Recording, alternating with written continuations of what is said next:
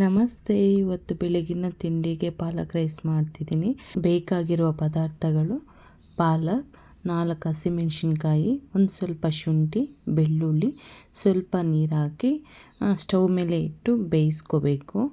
ಅದಾದ ನಂತರ ಮಿಕ್ಸಿಗೆ ಒಂದು ಸ್ವಲ್ಪ ಕೊಬ್ಬರಿ, ಒಂದು ಗಡ್ಡೆ ಈರುಳ್ಳಿ ಮತ್ತು ಬೇಯಿಸ್ಕೊಂಡಿರೋಂಥ ಈ ಪಾಲಕ್ಕು ಎಲ್ಲ ಮಿಕ್ಸ್ ಮಾಡಿಕೊಂಡು ಜೀರಿಗೆ ಹಾಕ್ಕೊಂಡು ರುಬ್ಕೊಳ್ಳೋಣ. ಸ್ವಲ್ಪ ಚೆನ್ನಾಗಿ ಪೇಸ್ಟ್ ಆಗಂಗೆ ರುಬ್ಕೋಬೇಕು. ನೋಡಿ, ಈ ಥರ ಪೇಸ್ಟ್ ಆಗಿರಬೇಕು. ಈ ಥರ ಆದಮೇಲೆ ಬಾಣಲಿ ಇಟ್ಟು ಜೀರಿಗೆ, ಚಕ್ಕೆ, ಲವಂಗ ಮತ್ತು ರುಬ್ಬಿಟ್ಕೊಂಡಿರೋ ಮಸಾಲೆ ಹಾಕ್ಕೋಬೇಕು. ರುಚಿಗೆ ತಕ್ಕಷ್ಟು ಉಪ್ಪು ಮತ್ತು ಅಕ್ಕಿ ಹಾಕ್ಕೊಂಡು ಬೇಯಿಸ್ಕೋಬೇಕು. ಅಷ್ಟೇ, ಬೇರೆ ಏನೂ ಇಲ್ಲ. 1 ಗ್ಲಾಸ್ ಅಕ್ಕಿಗೆ 2 ಗ್ಲಾಸ್ ನೀರು ಹಾಕ್ಕೋಬೇಕು. 2 ವಿಸಿಲ್ ಬಂದಿದ್ದಾದಮೇಲೆ ಓಪನ್ ಮಾಡಿದ್ರೆ ರುಚಿಕರವಾದ ಪಾಲಕ್ ರೈಸ್ ರೆಡಿಯಾಗಿರುತ್ತೆ. ಟ್ರೈ ಮಾಡಿ ನೋಡಿ, ತುಂಬ ಚೆನ್ನಾಗಿದೆ. ಹಾಡುವ ಅದೆಷ್ಟೋ ಮಾತು ಬಾಕಿ ಇದೆ, ಮಾತನಾಡಿದರೂ ಕೇಳುವ ಸಹನೆ ಯಾರಿಗಿದೆ.